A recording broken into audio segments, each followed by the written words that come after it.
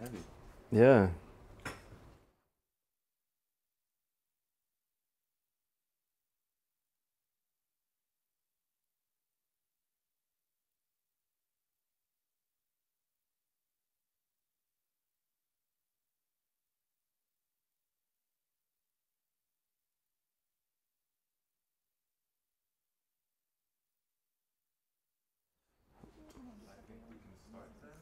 Are we going to start, really?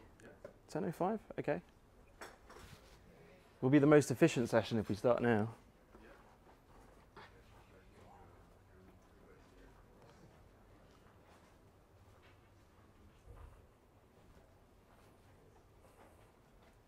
Okay, so hello everyone. This is 5 days, the last day, the final session. Yay! We're both going to have microphones, but they're not going to work in the sense that you're not going to hear our voices amplified in the room, but it's just for the live stream. So hello if you're following us from the live stream. So today, first of all, my name is Jacques Foul. I work in the digital, social, and creative team here in Fleshman. And this is David Thurier. David Thurier. I'm the creative director at Fleischmann in Brussels, working in the DSC team, digital, social, and creative team. Exactly. And so today we wanted to talk about, after Social in 5, we had videos, we had experiences, we had... owning an issue. Owning an issue. There's lots online. of people here that were owning an issue. That was Yeah. the best one, wasn't it, really? Yeah, because it was yours, so Yeah. it was the best Yeah. one. Okay. So today we decided to talk about the most interesting campaigns, the most interesting campaigns we think for 2017. And so we came up with a list of campaigns that are really going to be useful for the Brussels bubble because they give you a different angle on how to treat, on how to focus on an issue. So yeah, this isn't some of these. Well, most of these campaigns aren't our work. 5 days is all about sharing best practice in the community. You know, learning how to better our craft of communications, and ultimately we hope that that's going to improve the craft of communications in Brussels, so that we all do better work and we can work on stuff that we really like and find cool. Yeah. Next slide. Fearless Girl, Women's Day yesterday. Yeah, let's do. So today is about looking for inspiration.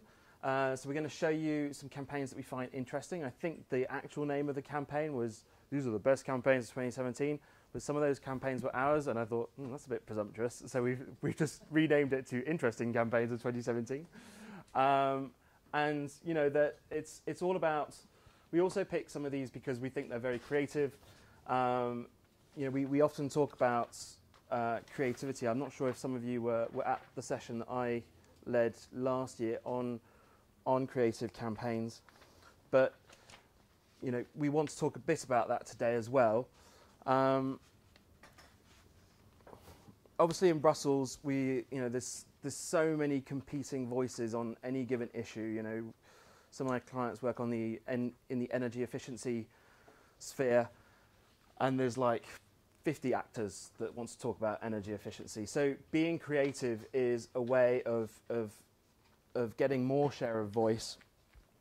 I think, you know, but then, you know, we can't just be creative for creative's sake. You know, I think most people in Brussels like to do kind of, you know, really kind of technical communications, and you know, then there's this kind of, oh well, if we like, we can be sort of flashy and great. And the thing is, it's really trying to hit that sweet spot, the kind of the middle ground. That's what we're all trying to aim for, not trying to be creative for creative's sake. But also, creativity is about you know, is about recycling other people's ideas. So hopefully, we're going to look today at 7 campaigns that we've done, that we've selected. We're going to give you a brief at the beginning, and hopefully there'll be a bit of interaction. So it's not just us talking all the time, and you know, so that we can maybe look at the brief at the beginning, and then sort of maybe do a little bit of a brainstorm, and then we'll look at what the actual campaign was, and see what some of those takeaways are from it. But yeah, so being creative and doing kind of a bit, you know, out of the box campaigns, I think is especially effective in Brussels. You know, it's a very, very small pool of individuals on any given issue. You know, we had somebody from Euro, the Water Association the other day. You know, on any given issue, you know, water, there's probably 50, 60, you know, people that really, really matter to you. You know, so the audiences are small, but actually being creative and making a splash is actually really good in Brussels because everybody is interconnected, everybody talks to each other, you know, and it just information. We're all communications professionals, and you know, everything is about knowing what the inside scoop is. So information gets shared quite easily. And yeah, finally, you know, creativity comes with risk, not just for Jean-Claude Van Damme. You know, and it's really about making sure that you find that sweet spot where risk meets value. You know, the ideal campaign balances creative risk with value and the relevance, and I think that's so important. And I think, you know, to really stand out in this market, that's what we have to aim for. You know, and of course, every creative campaign needs to be grounded in strategy. And last year we talked about that strategy. I won't bore you again with it all this year. But you can come and talk to me if you want to talk about how to do strategic campaigning. So yeah, we're going to get started. Sorry, I wrote these slides at 5 this morning, so I'm just trying to figure out what the first one is. First one. First creative brief. So, a German NGO focused on increasing funding for global health research into diseases of poverty. That's our client. They are dedicated to creating a memorable moment in the Brussels bubble, and their main objective is to create awareness of the issue. What's the insight? The insight is the client knows that the new Trump presidency will mean less investment in global health research. For some reason, Republicans don't like investing in research that you know, especially for women and related to abortion. And also the other insight is the EU likes to be thought of as a global leader. Really? I didn't know that. The challenge is, according to the client, nobody really reacts to the message, we need more funding, nor are they easily swayed by disease statistics or emotional appeals. So we all remember that really kind of shocking campaign, I think it was about 15 years ago, where, you know, you'd see babies that were you know, in a famine. And that, I think, was really powerful at the time. But more and more, I think that those types of appeals have less of an impact. So really, the client was trying to move out of that territory. It was trying to be positive. And I think that, you know, it was all about making sure that the EU MFF, the EU budget, still had research or funding for research into diseases of poverty like malaria, HIV, TB. So, what can they do to make a splash? Any ideas? And we're going to walk around with the microphone if you have an idea. This is a brainstorm. This is a brainstorm. How can an NGO make an impact? What could they do? I know it's early. Caffeine up. Anything. Just shout it out. We won't come to you with a microphone if you don't want to. Bring people suffering those diseases to Brussels. Like it. Expensive, but like it. We didn't talk about the budget. So is the budget pretty high, or what's the... Let's not talk about numbers. The budget. It's a brainstorm. Numbers. It's a brainstorm. Anything Okay. is good. To Brussels. Another idea? Celebrity endorsement. Okay. Get Tom Cruise. Tom Cruise? Yeah. Why Tom Cruise? I don't know. Get Jean-Claude Van Damme to do a stunt about it in Brussels. Mm-hmm. Yeah, that's not so good. Mm. I'm really not a good creative director, am I? Any other ideas? Yes. What? Shout it out. Yeah, I think the insight might be the best part of it, because if they want EU to be the global leader, and we know that Trump makes all the news, so you just sort of spin it around those two. Spin it around Trump. Like it. Yeah. That's good. anything that appeals to Europe's vanity, I think, is generally a good thing as well. Trying to position kind of the EU as a counterweight to Trump. Yeah, and Trump gets attention, whatever. Trump gets attention. Anything else? That's so a pretty good active. first step, I think. They're so active. Yeah, Trump. Okay. All right. So this is actually our brief. This was a brief that we had last year. And they liked it so much they came back. And we're doing something else. Yesterday I was running around town replacing street signs with like Square de Meus with Square de Selmayr. So it's quite a fun client to work on. So this is what we did. This is the video.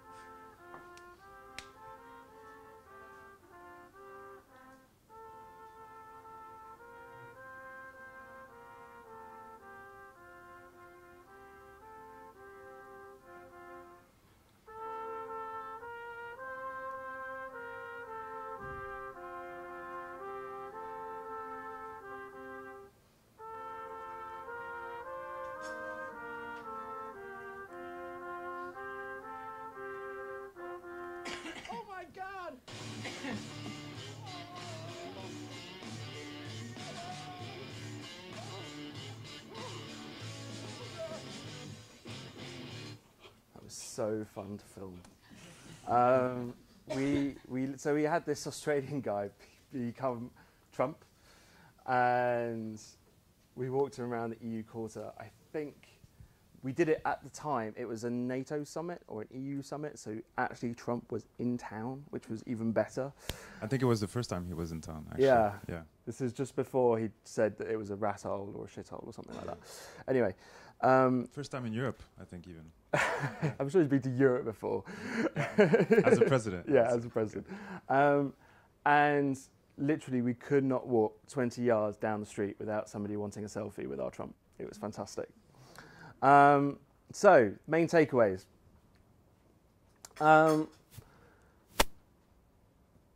This was actually really cheap to do. Okay? Stunts are relatively easy to do, and their impact can be prolonged through videos. So we did the stunt. The stunt itself, I don't know, we probably had 200, 300 people watching. Not all at the same time, but we did it. We had to do it about 3 or 4 times to get the right shots. So we had lots of people watching. You know, but then we produced this video, and I think the video at last count got something like 400,000 views in Belgium, in the bubble, and engagement views, like people who actually sort of stayed for a minute or more on the video. So it was really powerful, and it led to an interview with AFP. It led to mentions in Politico. It's led to the client having being seen as kind of innovative, and therefore more people wanted to fund them. So it led to increased funding. The other key learning that I had from this was always register with the police. I had a bit of an altercation with the police. Did you? Yeah, because the European Business Summit was happening at the time, and obviously Trump was in town, so the police were everywhere. They now have all my details, and I can't do stunts in Brussels anymore. So it's always good, and the way you do that is you just go onto the Excel police file. There's like 2 weeks before, and you can register a protest, and it's actually not that difficult to do. Other top tip, if you're doing a stunt behind Station Europe and the police come and say you have to move, or the security come and say have to move, you can just come to in front of Station Europe and it's a different police force, so they have to go through the whole thing again before they can move you. So that's another kind of top tip for anyone wanting to do a protest in Brussels. Any questions, reactions? Really good insight. Questions, reactions, disappointments? How did you distribute the link? Distribute it on Facebook. We did lots of teasers. So we did, when he was going around Brussels, we did lots and lots of short videos. At one stage, I was kind of handing out flyers in the park because it was a beautiful day, and Trump rugby tackles me to the floor. That got a lot of views. Anything with my pain tends to do that. And you had to film it a couple times. Yeah, you had to fall a couple times. Oh God. Yes, the first one I fell too quickly. It didn't look original enough. And so yeah, we distributed it on Twitter. We did Facebook advertising to European Parliament, to Commission, and anybody interested in politics in the Brussels Pubble. And they actually have quite a lot of views, and because they're an NGO, they've obviously got a big network, so everybody recycled the content and put it out there. So for what was quite a small budget, it was a very good program that they could point to. And when going to see the Bill and Melinda Gates Foundation for more funding, they can show them, hey, look, we're really innovative. We get, we're out there in Brussels, we're seen, and that could lead for more funding from them. So that's really good. Yes. Yay. What was the time lapse between creating the concept and then execution and having the video? How long did it take? I think we came up with the idea a month before. And we thought, oh, we'll do it in 3 months. And then we found out that Trump was coming, so it was like, The most difficult thing was finding trumpet players, believe it or not. But we did that at the music school, in Antwerp. So, Antwerp? Yeah, so I had this whole thing of having to deal with Australian Trump, French camera crew, Flemish trumpeteers, and like an English team. So it was... And the police. Yeah, and the police who just wanted... Yeah, luckily they weren't speaking German or something. So that was fun. But I think it was about... So I think we did it in about 6 weeks, I think, from like prep. Obviously we needed to, we did several locations, so we had to go and map those out first. We had an actor, so we had to have catering. All those protesters, right, we paid for them. Yeah, they're just extras. 10 euros an hour. It's really effective way of doing it. If your organisation is small and doesn't have a network, and so we had like some of our staff, some of their staff, but then we also had 6 or 7 people that were acting on the day. Staying totally transparent about that, I think we filmed it the day before the summit, but it was still kind of in the media that Trump was coming, and I think we published the video 2 days after that, so he was still in Brussels. So yeah, manic editing really quickly. Ideally you do it and you have a week to edit the video, but in this case we managed to do it quickly. Another question? I guess the main goal was to reach out and influence DG Research and Innovation, JRC, DG Santé. Mhm. So did they have any reaction from them? Did the policy officers in charge of health research, etc., mention, seen, reacted, anything Yeah. like that? Because that's the objective now. Well, it was one of the objectives. The main objective was just making DSW seem like it's got cool comms, right? Because they wanted to make a splash. This was kind of the beginning to show that kind of creative campaigning can work. And so that this year, where the actual negotiations around the budget are happening, they've already got like one foot in the door. We're doing something now, which is, I think, even cooler than this. And you'll find out about it soon, I hope, if I don't get arrested. And, and then the next bit is like, the 3-year campaign that we're going to do as of next year. But off the back of this, yes, they did have meetings with the Commission. We know that because we were also direct messaging, you obviously do an influencer mapping in DG Research, and so we made sure that we did lots of the mini videos are actually in front of the Commission building. They're at the Berlin Mall. So I know that the comms team and the public affairs team were working kind of hand in glove, making sure that they capitalise on most of it as possible. And also, the good thing about this was actually the Trump message was something that we came up with. So I put it in the insight because I wanted you to hopefully say the insight. Actually, for a campaign to be good, you need to have a sense of urgency. If you don't have something else, you need like a sense of urgency. We need to do this. Something's changed, right? Something's changed in the landscape. In this case, we made it out to be Trump because it's true. Funding has decreased because he doesn't like abortion education, things like that. So that created a sense of urgency and kind of a sense of relevancy. And then we could sort of insert the EU and how it needs to concentrate on funding. So that was actually a new message for the public affairs team to go and have an excuse to go and meet people. And we're also going to have other examples of campaigns that are using that urgency factor, and other campaigns that just try to, generate a little bit more impact online. So,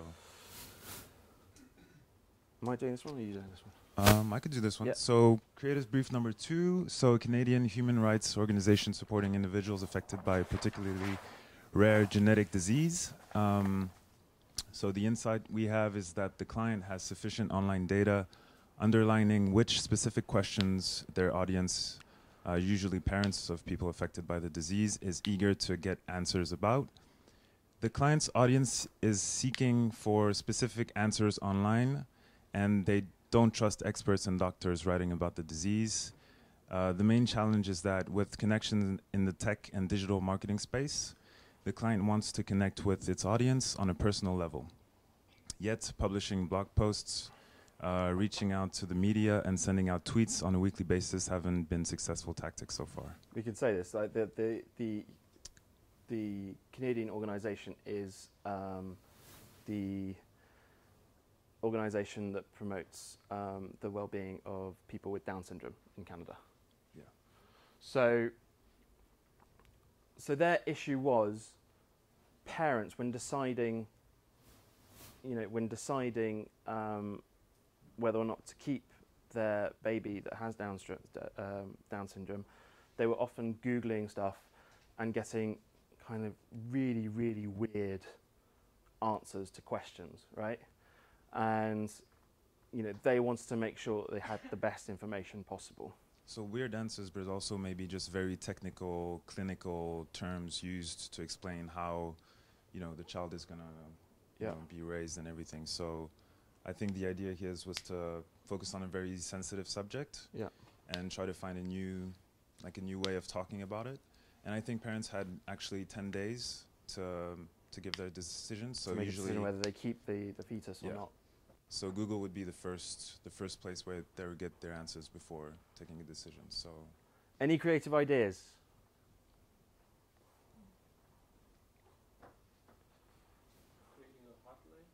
Creating a hotline, like it. hotline. Hotline, yeah.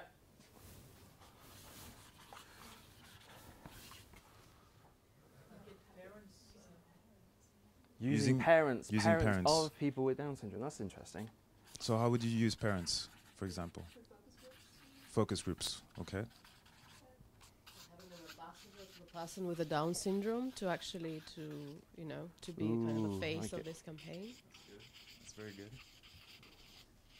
Sorry. No worries. Do I understand that the client wants to be like the trusted source when it comes to the information about that? Yeah. So I guess testimonials by people who actually got the right kind of knowledge from them is the thing that then the others would mostly relate to. And so People being in their same situation. And so testimonials in which form? Video works best, I guess. Video. So video testimonials? Yes.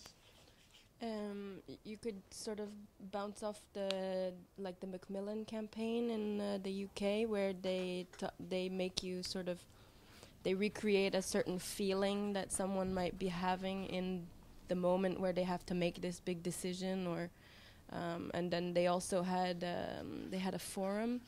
So they had an online forum where parents and different people that were struggling could come together and sort of ask questions in an open and neutral way. And they could get it from other cancer survivors or others. So there was like this community feeling where you're not alone again.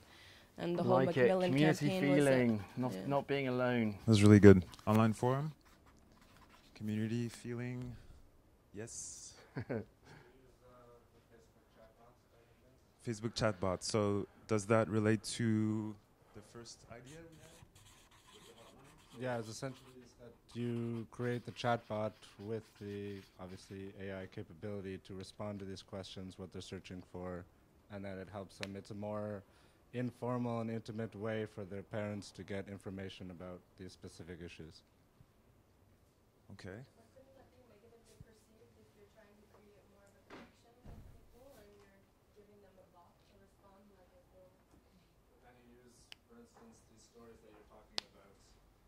And then, for instance, then these stories can be sent by the bot to share other stories of other struggles that other parents are going for instance. Okay. So using a chatbot. Does anybody know, can anybody tell me, like, what they think the greatest advantage of this client is? You think emotion? You think data? I think you're both right. So, you know, without wanting to trivialize this, it's obviously easier to create an emotional connection when you're working for the Down Syndrome Association than if you're working for the European Paperclip Association, right? But yes, so they've got emotion on their side that they can bring in. But you said something else. You said it was data. What kind of data? Well, they have the contact with all these parents too, so yeah. to start with, so they have a very good source of information. And I think that in the old brief and campaign, I mean, this data, this power of having this data in advance, it's something that it's really important, actually. Yeah. Okay. Okay. Can we try and put it up a bit louder than the last time? Okay. I'll try. We're so high tech with our little mini speaker. Because we're doing the live stream, we can't use our integrated speakers. When we first found out, the initial feeling was devastation.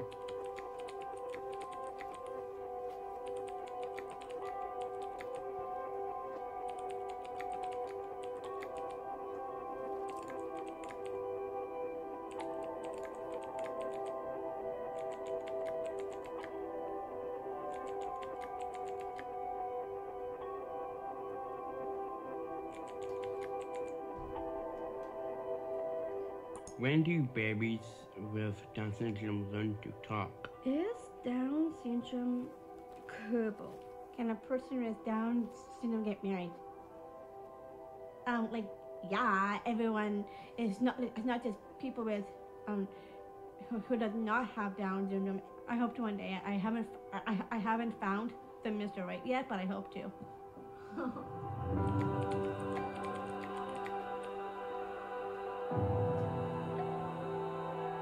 Can a person with Down syndrome ride a bike? Yes, I can.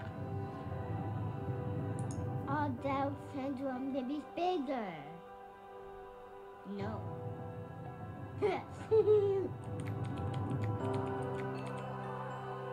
Do you live on your own? One day, my man. One day I will. So really simple questions, they're answered here, and that just gives people the information they need to make an informed decision.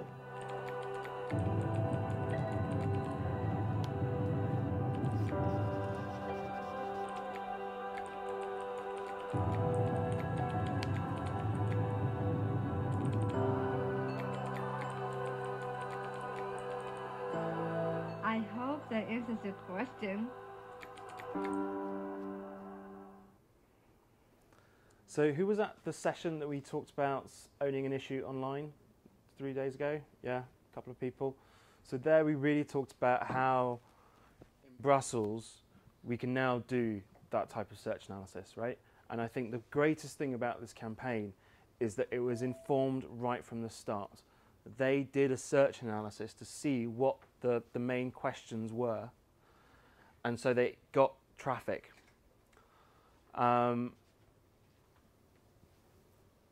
Yeah, so really kind of my first takeaway from this that I think can be applied to Brussels is never, ever, ever underestimate the kind of the power of a really good search analysis.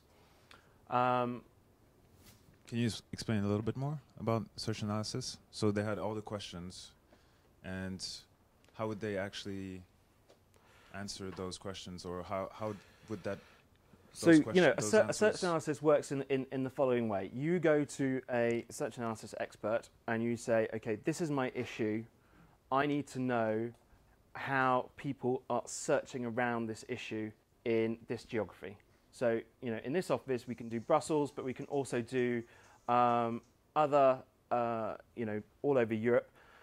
And basically, we then use search tools to see, okay, how many people are Googling around this topic? You know, is it just keywords that they're typing in? Is it just Down syndrome? Actually, no. More and more people normally are Googling what we call long tail questions. So exactly what they showed you there. You know, what does Down syndrome do? You know, can somebody with Down syndrome live on their own, etc. It's really important to know, you know, how many times that term is searched over the course of a week, a month, a day.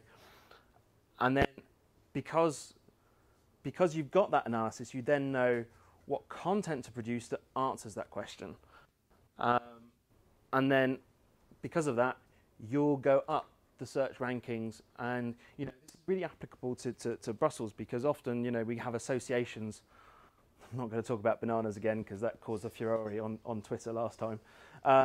But often we have associations that, you know, that deal with paper clips. But everybody's Googling the French word trombones, right? Yeah. Or they're Googling stationery, and they're just talking about paper clips, and they're talking about paper clips on their own, right? And everybody in Brussels is saying, oh, I wonder what paper clips do. I wonder what trombones do to the environment, or I wonder what this type of stationery does to the environment.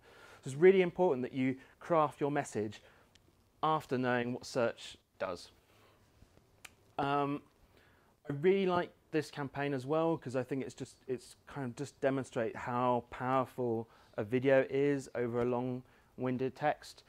You know, I think it's shifting in Brussels. I'm sure all of you do lots of videos all the time, but I'm even seeing like the financial services industry, kind of very conservative lobbying industry in Brussels, starting to do video as well now to explain complicated positions to parliamentarians, etc. So I think that's also a very good kind of learning.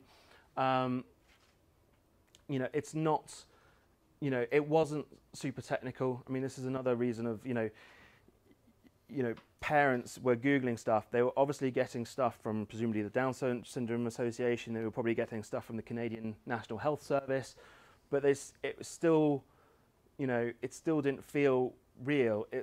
Learning from the people with Down syndrome is so much more authentic, right? And you know, I mean, that goes back to just, you know, comms 101, people like the trust, you know, and I think as public affairs professionals in Brussels, you know, we've always got to be wary of that, is that, you know, of course you're representing that interest. So bringing the people to you know, to the message is really important. The other thing I really like about this is that the other reason it works so well is because they did use YouTube, and YouTube is really good for search engine optimization because YouTube is Google. And I think we also talked about the notion of urgency. So I think it's also mentioned in the last part of the video with the Facebook Live. Yeah. So if you're a parent and you had 10 days to figure out if you're gonna, you know, continue on this adventure or not, then a Facebook Live like really would help you on the spot instead of having something, you know, reading from other sources. So yeah. So they have like once a week a Facebook Live? They, I don't believe think it they had was it once a week, but they had like several sessions, and I think this is the other thing that they did really well, is that they launched it during Down Syndrome Awareness Week. I mean, I'm sure all of you use, you know, European, you know, and that normally garners so much goodwill from the media because, hey, it's this awareness week, so come on, you know, you don't put it in the news very often, so please do it this time, right? So if you can, I know you do it anyway, but if you can, always try and link it to a specific event that makes your campaign relevant, because like the Trump thing, like he's visiting, so let's publish this video now, because then it's more relevant, right?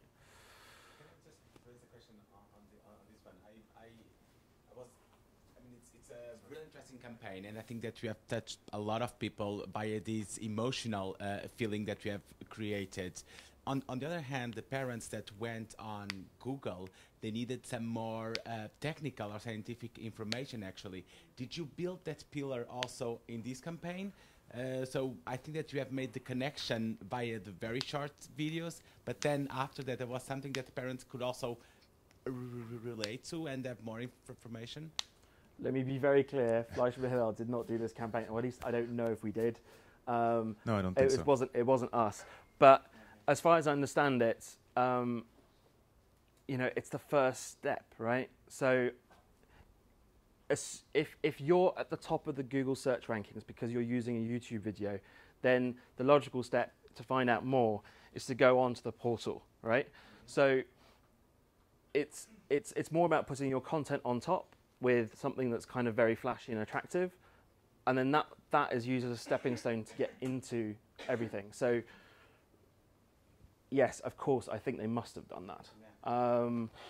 If they didn't, then they missed the trick. But I think that it's whatever happens, you always want to be top of Google search, right? And I think it's a great conversation starter, actually.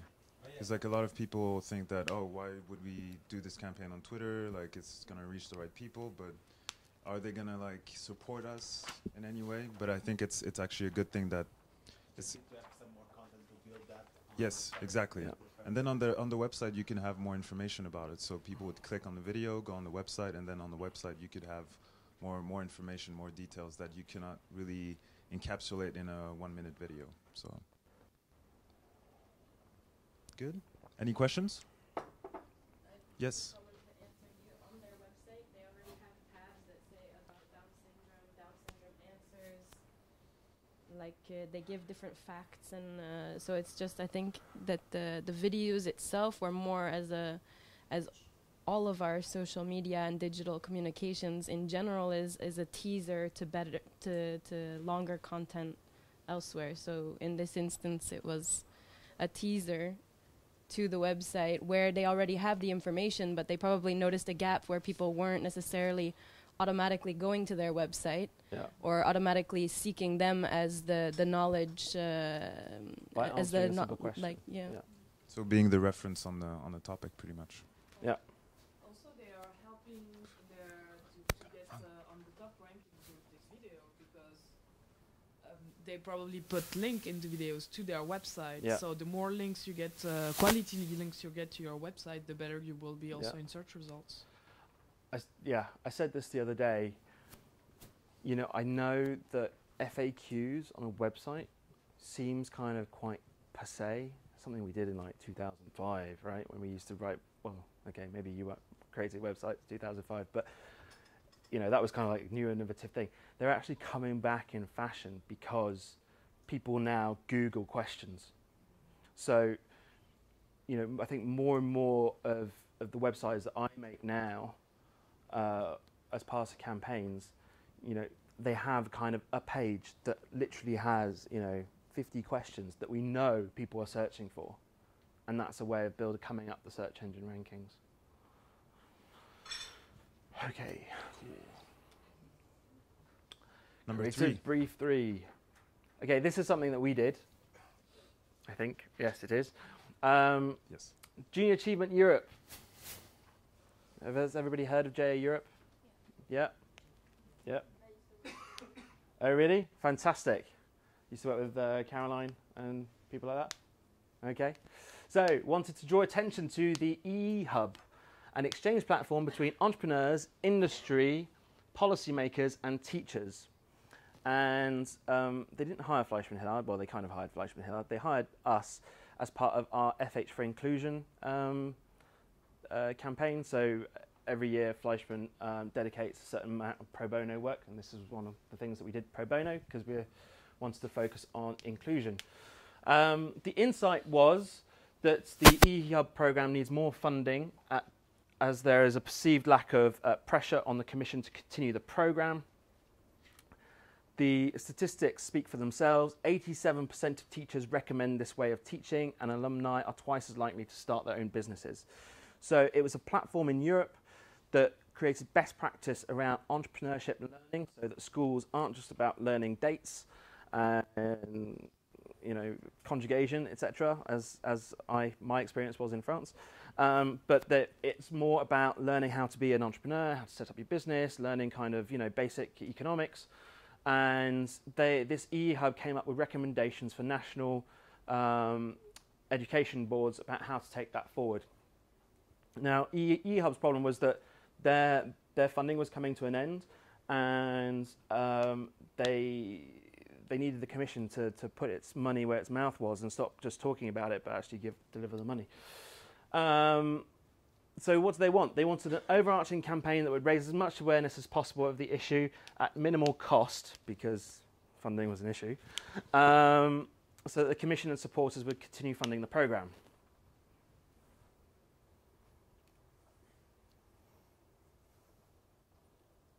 How am I doing this? Just press enter. Yeah, thank you.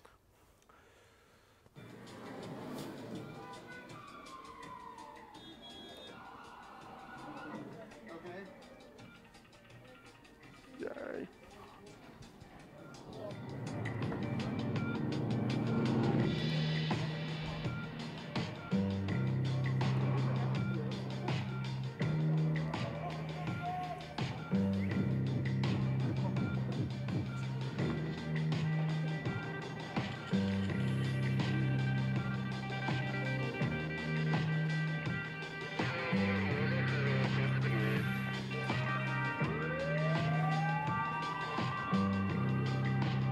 We need to change the mindset of young people. Today is not just about finding a job, but actually being able to upskill yourself and have the necessary skills. And entrepreneurships are one of those vital skills. We see that only 1 in 10 young people have access to this kind of education in Europe.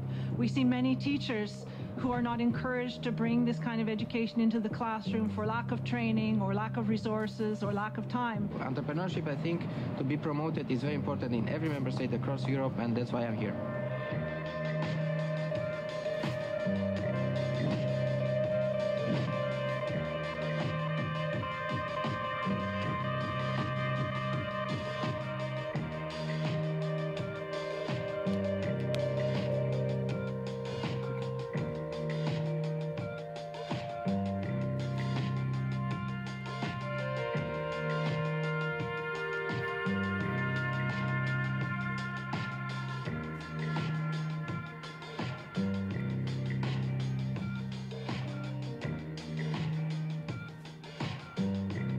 So in the end, I would like to say just switch on Europe.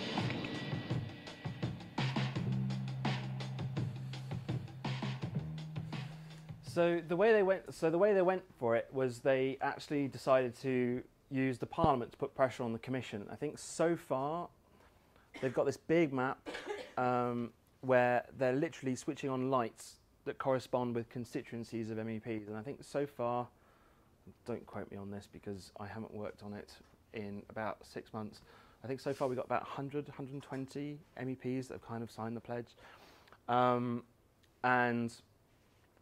you know, it led to meetings with the Commission, you know, a big event.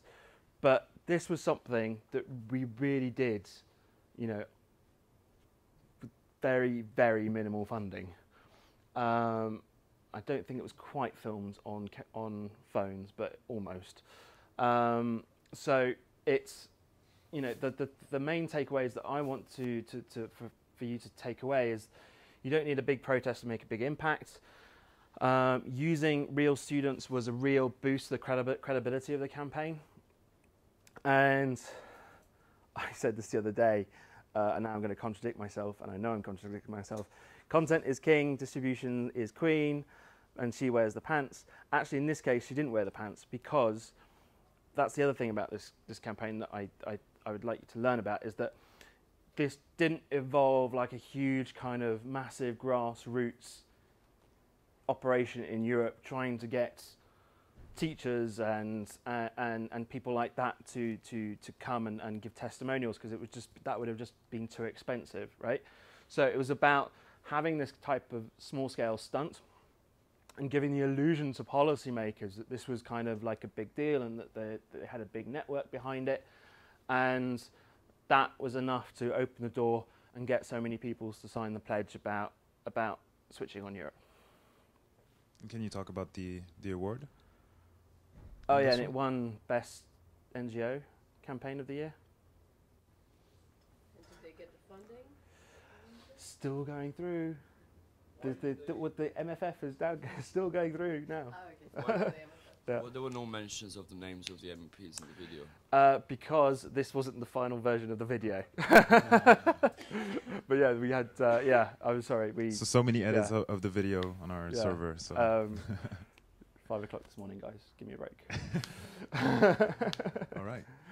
Creative brief number 4. You picked that video. I did pick this one. I love this one. Why did you pick that one? No, won't spoil it. Okay, right. Okay, so this one we'll do a quick brainstorm. We're going quickly. We don't have that much time. Okay, so the Transport Accident Commission.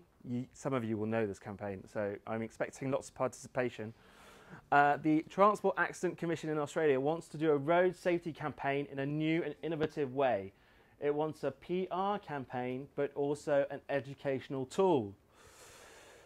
The insight is audiences are increasingly indifferent to the shocking tactics of previous road safety campaigns. I'm sure all of you know a road safety campaign that just kind of makes your stomach curdle.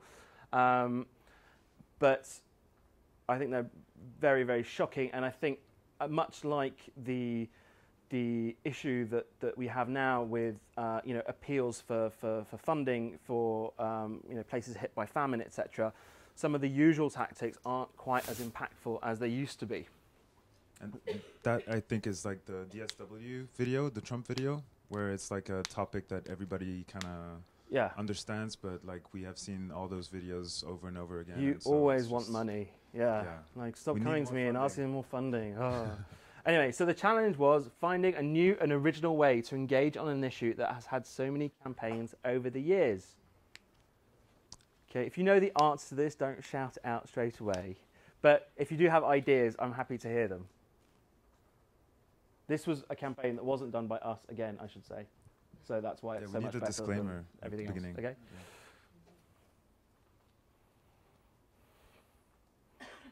Yeah. Oh, go on then.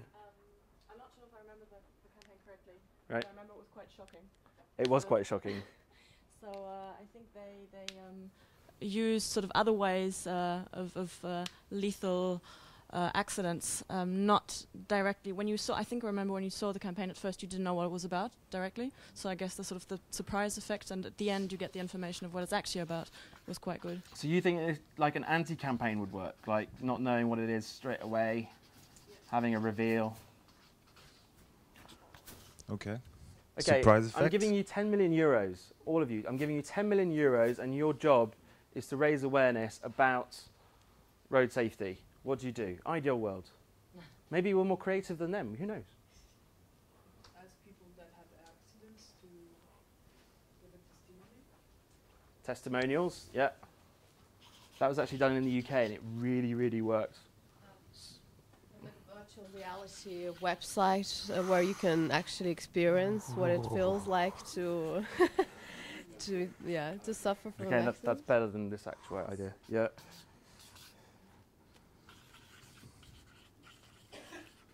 VR experience website of an accident. Yeah. Right. I think there was a U.S. campaign in this area where they interviewed teenagers on using their phones in cars, and then there was like this brutal reveal of someone who had been in an accident. So it kind of goes along with the anti-campaign. So doing something that then has this huge reveal. Yeah.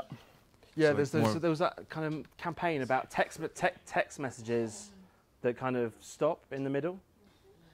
I saw there was also like a video on social media. I don't remember who did it, but it was something very similar to what Evan was saying. It's they like brought somebody who had been in a car accident and lost like all of their family, and they interviewed teenagers that used their phones while they're texting. And they like in the beginning they asked them questions about whether or not they used their phone and like when was the last time they did, and then afterwards they revealed that she had lost all of her family because of like something like this. And then the teenagers, like you watched their raw emotion of their reaction, like, you know, some of them were crying, some of them were really shocked, and like, you know, but having somebody there in front of you to sort of create that feeling. So more of like a one-on-one conversation and then reaction shots of the people who actually were involved. I'll let you do this because I'm techie. So this is what they did.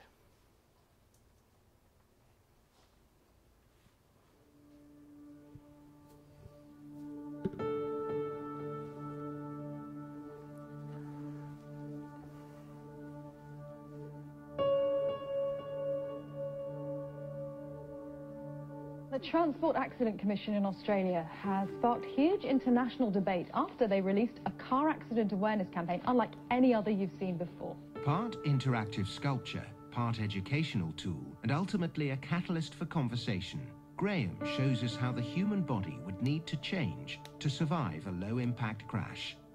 Over several months, a trauma surgeon and a road safety engineer collaborated with a world-renowned artist, using decades of road safety data, medical research, and creativity to deliver evolution underpinned by evidence. During the process, key weaknesses in the human body were identified and modified. Each physiological change was a new source of information, showing what happens to our bodies in common crash scenarios. We then launched Graham in the state's capital and toured the country to areas where drivers are more likely to be in an accident. Visitors were the first to use Google's Tango technology to go beneath his skin and better understand his anatomy. Within 24 hours, he'd sparked a global road safety conversation as he was discussed, debated, and even memed. Now hier treffen wir Graham. Realmente, Graham. One of the most innovative ideas I've seen. What started as an Australian road safety campaign had become part of pop culture. And in May 2017, Graham will join the World Health Organization as their international face of road safety to remind all of us of our vulnerability on the road.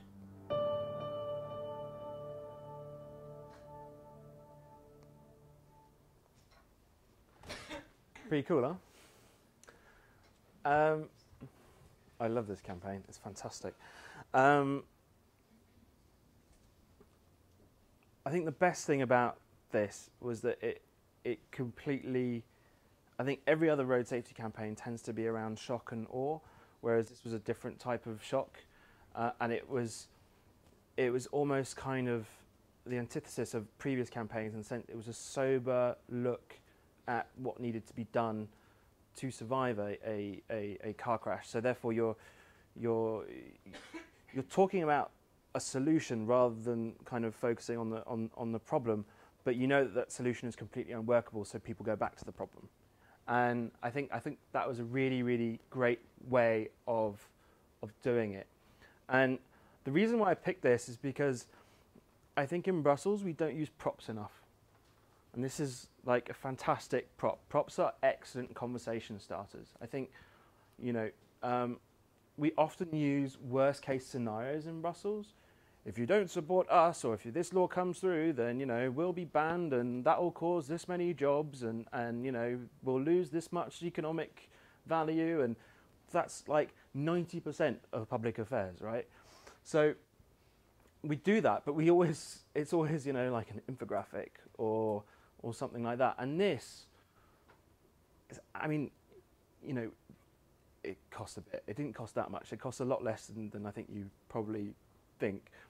And I think it's just a fantastic way of showing what it would mean, and showing what the worst case scenario would be. And you know, you did the experiential day yesterday, and this is kind of an experience in itself. And I think it's something that could be translatable to many Brussels organisations.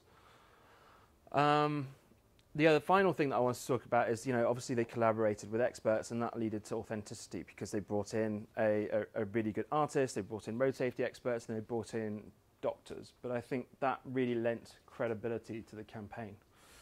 And they got, I mean, millions and millions worth of free media.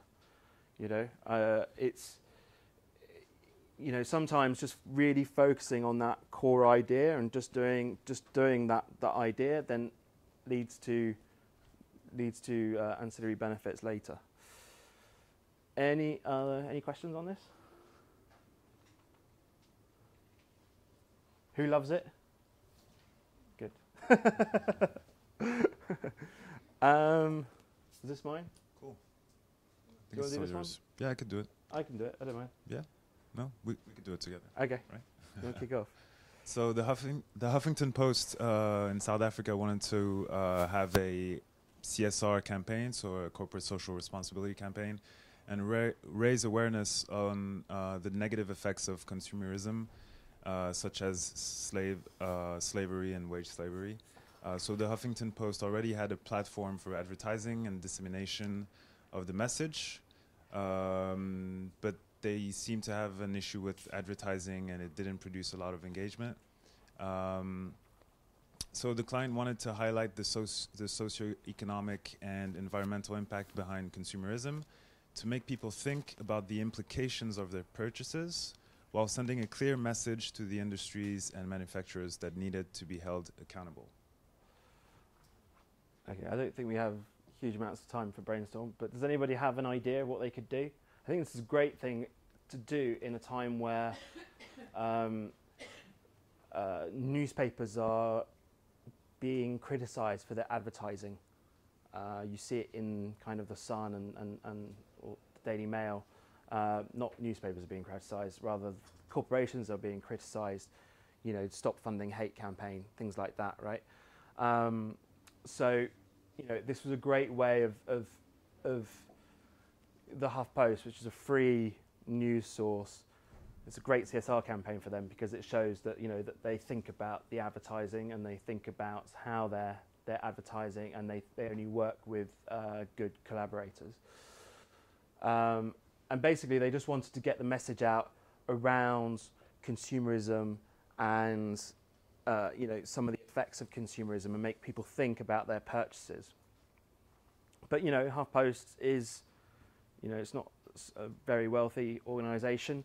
It's been quite successful in the US, but they have these kind of sections of advertising on their website. So they've got a means to advertise, but they need to do it in a kind of cool way. Advertise their message. Any ideas?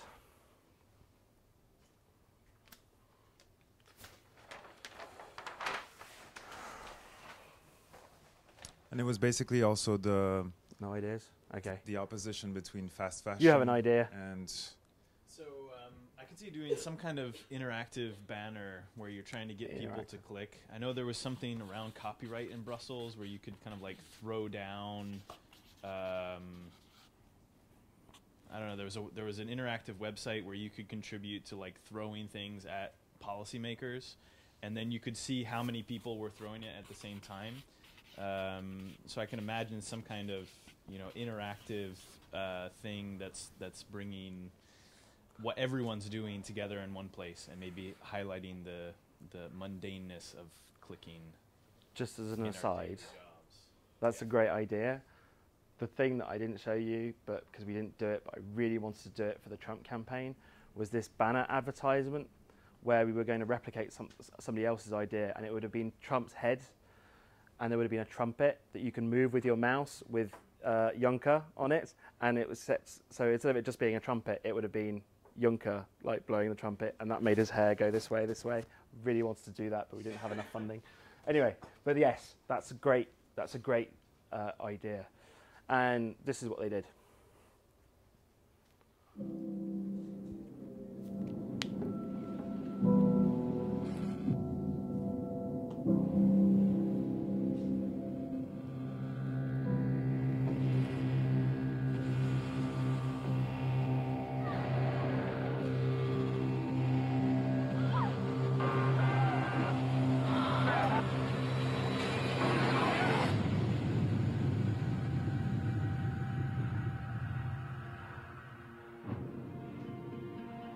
The Huffington Post decided to create new adverts and used Facebook's 360-degree functionality to reveal the full picture behind consumerism.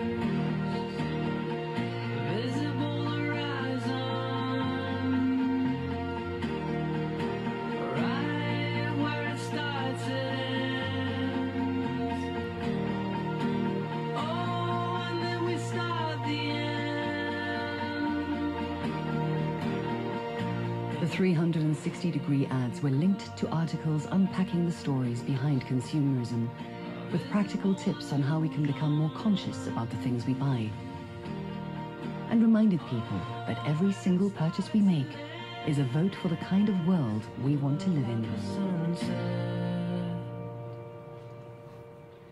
So that was that. All of the the campaigns that aren't ours were all at Cannes, but that one I think won gold. I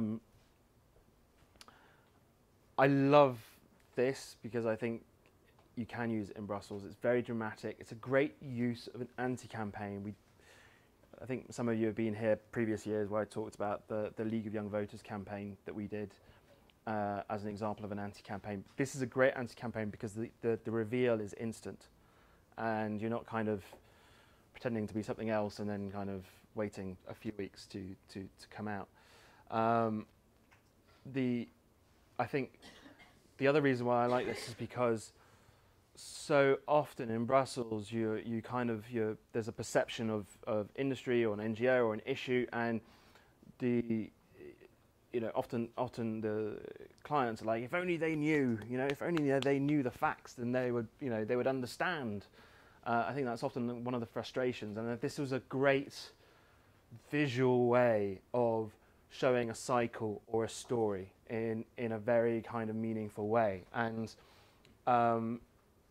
it's because it's quite new, and it's certainly feel new in Brussels. People do it. People swipe and they look around and they see what it's about. So I think it's really, I'm going to be trying to do this in the very near future and steal this idea, as with all good creatives. And yeah, lastly, I wanted to, and it's also, I've said this before, you know, we keep talking about worst case scenarios, right, in Brussels. It's something that we tend to do, whether we're working for an NGO or for industry. You know, if there was no water, this would happen. If there was no, you know, chemicals, then this would happen. And this is kind of a great way of visualizing that as well. So that's just why it's not a huge, creative, massive campaign, but I just really like the tactic and wanted to share it with you today. Any questions on this one? Yes. Does it only work on Facebook, this 360 ad, or also on other social? I think it only works on Facebook, right? Well, this one was done on the HuffPost website as well. But yeah, I mean, YouTube has 360 video as well. Yeah. Yes. But I don't think Twitter or LinkedIn has that yet. You could build it yourself, though. Like as a video? Oh yeah, as a YouTube video and then embed. Okay. Not yet.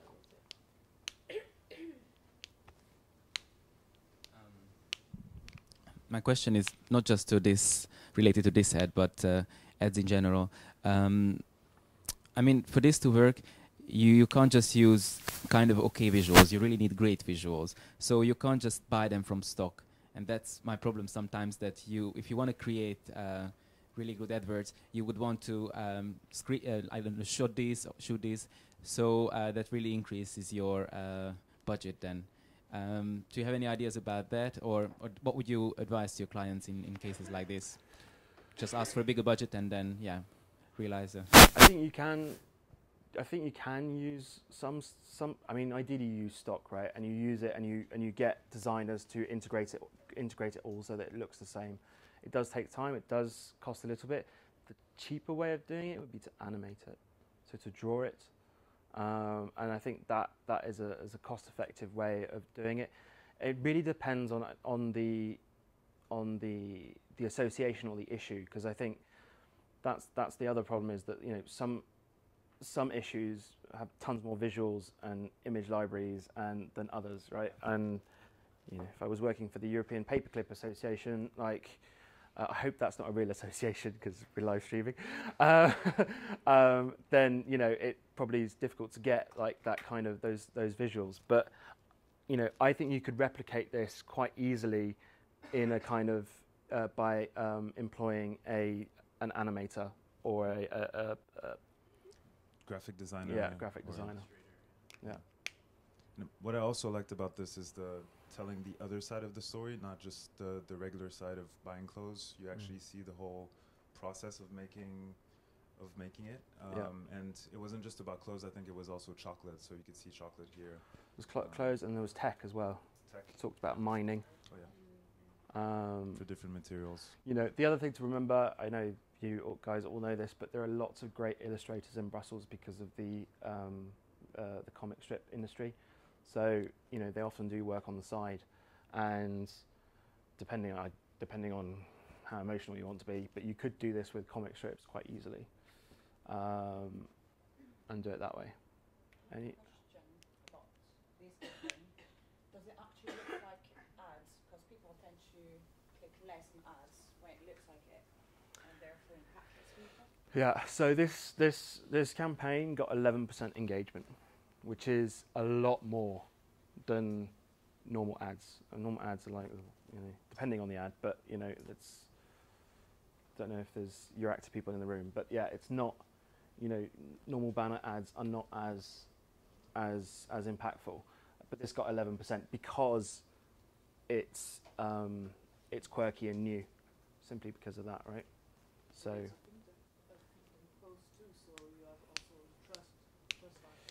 Yeah, I think they were trying to say that it was sponsored content, just because that was the kind of the anti-campaign. You know, so they I mean, Huffington Post has ads, but then Huffington Post has normal content, but then they also have sponsored content. So they wanted to look like an ad. That's why they only got 11% engagement. Otherwise, they might have got more engagement. So yeah, I mean, you know, I think they could have maybe tweaked delivery. But yeah, this was a great campaign done by another agency, and I think it's something that we can replicate in Brussels and recycle. Any other questions? Yes. In terms of semantics, you use the term anti-campaign a lot. What do you mean by that? Is it a campaign against something? Or No, it's kind of like, so this is misleading, right? So the first thing that you see is Taste Paradise, right? And then you swipe and you're seeing child slavery, right? So that for me is what I call an anti-campaign. It's it's not advertising what it's supposed to. People click on it, then there's an extra shock value, there's an extra creative value. I think it might be difficult to do that at the European Parliament, but we saw those they worked really well actually on Euractiv. I think it was like 5-6 years ago, and it was a former colleague of mine, Stefan Moller, who did them, where the kind of the banner advertisement was EU mandates bendy bananas or something, right? And who goes on Euractiv but European policymakers? So they were all like, what's this ad about? And so they click on it, right? And actually it was about, no, that's a myth, and these are other myths related to this, right? To this client, right? And it got so much engagement because it was, it wasn't advertising what it meant to be. You've got to be careful about this because obviously there are transparency issues and all the rest of it, but it's a legitimate way of gaining people's attention, right? And I think it's a powerful way. What's the time? Right, we've got 14 minutes left. Which one was this? 2 to go. I could do that. Okay. So the client is a European trade association focusing on enhancing transparency and user control over online advertising. So the client wants to raise awareness on an upcoming regulation that will affect their work and result in bad user experience on the internet. According to the client, European consumers' privacy will be affected. The client wants a viral social media campaign that talks about very technical regulation. Also, while most successful social media campaigns include video, the client doesn't have a video crew.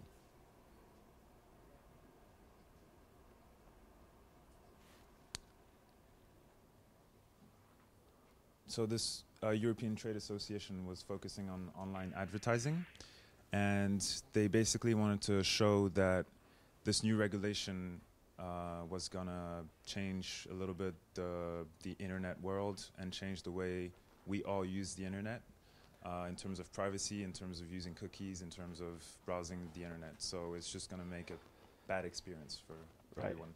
I mean, yeah, okay.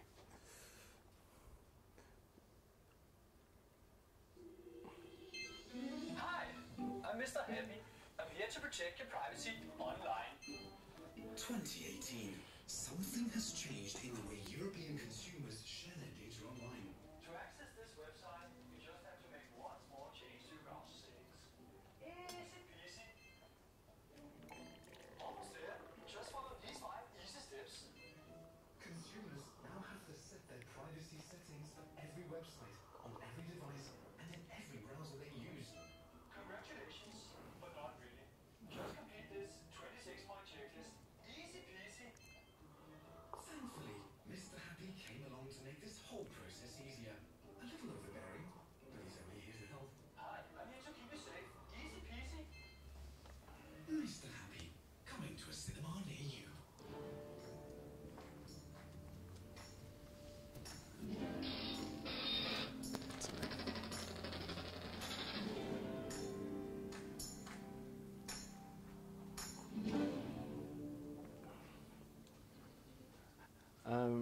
So this is a campaign that Brett and you did. Yes. And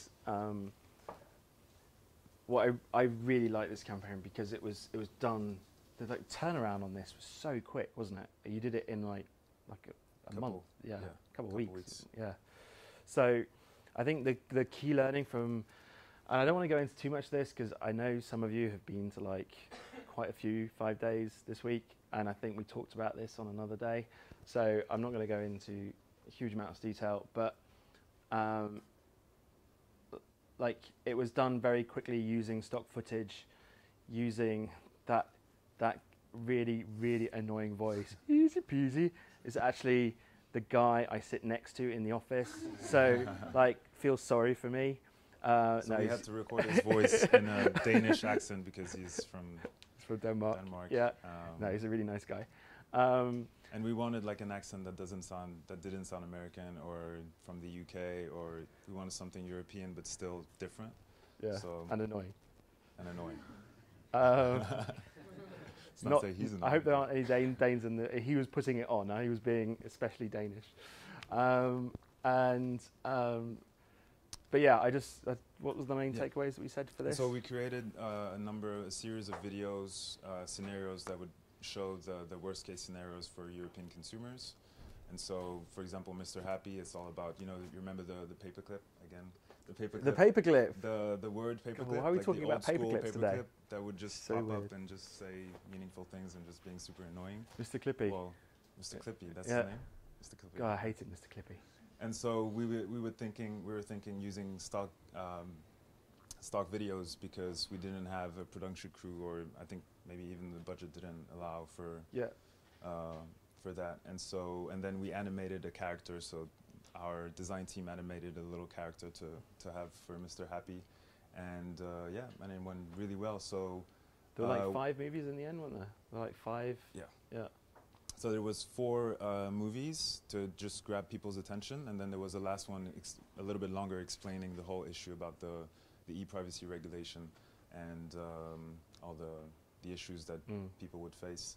So it's a perfect example of like all the things you can use in a campaign. It doesn't have to be Hollywood, movies. It could just be animations, stock videos, and we also had a voiceover artist to make the very, not on this video I think, but no, actually on this video as well. Yeah. Just to make the very... in a world where e-privacy takes over. Yeah. And so, it was a really fun campaign. I could have done it. And then this was the last one. I think it was and then we'll release you. And then 5 days will be over this year. Yay! And this one was actually our favorite campaigin, right? No, this was your favorite campaign. Okay. My favorite was the Graham. The I love Graham. road safety? Yeah. Okay. I don't know. I really like this one. So it's an international organization that aims at promoting French language. Yeah, it's maybe because I'm French. So. Yeah. French language and culture around the world. The client wants to promote French cinema and has many connections in the film industry. The client is struggling to promote French cinema to a non-French audience, often more attracted by American movies and blockbusters. Yeah, American blockbusters. No. No? I watched Amelie, that was okay. Yeah. Okay. And what I really liked about this video is that you see opposing views. So you see the French side and the US side. So it's a very confrontational video. So I'm just going to put it.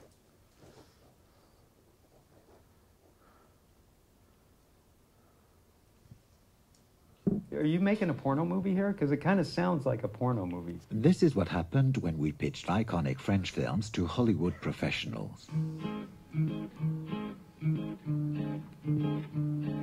To promote French cinema to a non-French audience who generally watch Hollywood blockbusters, Alliance Française, the leading network promoting French culture worldwide, needed to show what makes French films so unique. I wanted to talk to you a little bit about this project. It's a story of an idealistic teacher. This film is about a young adult. She's growing up. It's a love story, or at least the last chapter of a love story. This is why I would love for you, Lynn, to work on this project, because... We pitched 3 films to Hollywood heavyweights. What they didn't know is that these films were French cinema masterpieces, Cannes Palme d'Or winners, and huge box office successes. But who's the villain? Where's the threat? Maybe we could have one of the children dying or gravely ill. Doesn't sound like a movie. It's show business. Okay. Right now, you got no business. Nobody wants to see somebody die for an hour and a half. Will you do this film with me? No. No. No. Nobody's going to do this film with you. The sessions were filmed and screened in Alliance Française movie theaters and shared across social media. Next, we sent the scripts of other iconic French films to renowned Hollywood script consultancies. The feedback Even they didn't see any potential in them, demonstrating as well that you can make great films without following the usual Hollywood formulas. The reports were turned into print ads and social posts, and people could read the full reports online. The press took notice, and people started to talk about the campaign. And while Hollywood said no to French cinema, audiences around the world said yes. Do we really want to be sad for an hour and a half? Or be... Yes. Okay. Yes. That's our difference then. So I think this was a good one to end on. What did you like about it? What did I like about it? Yes. Explain to us. Yeah, okay. No, I really like the fact that they use the cultural differences. You know, that's very good. That's what I said. Really? Oh, okay. No, I think it's a great. I can do that. I'm half French. It's okay. I really love this campaign because, you know, obviously it plays on cultural differences, and the reason why we picked it is because we're in Brussels and everything is a cultural difference. And I think often we're too Anglo-centric, he says. And, you know, I think that, you know, if we embraced, you know, the diversity and the play on words by using different languages. In fact, just a quick plug, when you go out, you can take one of our free calendars this year. It's all about different words that exist in one European language but don't exist in other European languages. And I think that people are naturally drawn to something that they recognise from back home in Brussels. And if you can have a campaign that plays on that, I think it really works. Yeah, and I think the original idea that the Alliance Française had for this was just to promote this like a weekly gathering of people interested in movies. So it wasn't really a big objective. It was just like raising awareness about it. But they had connections with Hollywood producers, so they just interviewed them and build up the campaign. So it's really an easy way to really create a campaign is to have interviews, have people talking, just like very simple, you know, interactions. So that's what I really liked about it. And you know, just the US French thing is just perfect. Yeah. The guy with the French accent is just. But this is the thing, like, you know, the other thing I think that can be used more in Brussels is if you believe that your issue that you work on is misunderstood, showing that it's misunderstood to policymakers is a really powerful tool. So it's very easy to do these types of interviews, even on the street, right, where you say, do you know this? You know, it's a bit like those Jimmy Kimmel ads, videos, you know, where he goes like, do you know where North Korea is? And then he was like, oh, I don't know. You know, you could do that about your issue and then show policymakers that there's a misunderstanding and that therefore they need to support you and things like that. I think that's also a kind of a neat learning. And we also have those interactions sometimes with clients. So they're explaining their issue in a very technical way, and we're just wondering, what do you mean? What's the real issue? Yeah. And so having also, what I really liked is having like experts. So you're not talking to random people, you're actually talking to people who have worked for, you know, very successful movies and very successful campaigns. Yeah. And so the whole thing of understanding how you're perceived and how you can shape that opinion that people have about you is something that I really liked. And yeah, I think that's all. So do you have any questions? 28. Yes. Any questions? We were on time. Yes. Yes. Run. Brett did talk about the Like a Bad Movie on Wednesday, and what I wanted to ask is that he gave us the option of, he gave us the idea of using stock videos in order to reduce the cost of the entire project. And he told us that, let's say, lower end stock videos would be 35 to 50 euros. And then if you use something like Trump footage, you will have to pay a license of 1,000. What about the first example that you gave us with Trumpet? Is that not using Trump's image, or is it just because it's not really him, you don't need to pay this? It's not really him. And the word Trump Trumpet, is not okay. under license. Okay. So it was fine. So far, no lawsuits. He's probably got other things to worry about. Any other questions? Cool. Okay. Well, listen, thanks so much for coming. Thanks so much for participating. I'm sure we'll do 5 days next year as well. I hope you think it's as useful as we think it is. At the end of the day, it's just all about building a community so we can do even better comms in the future and do the cool stuff that we want to do. Okay, thanks, guys. Thank you.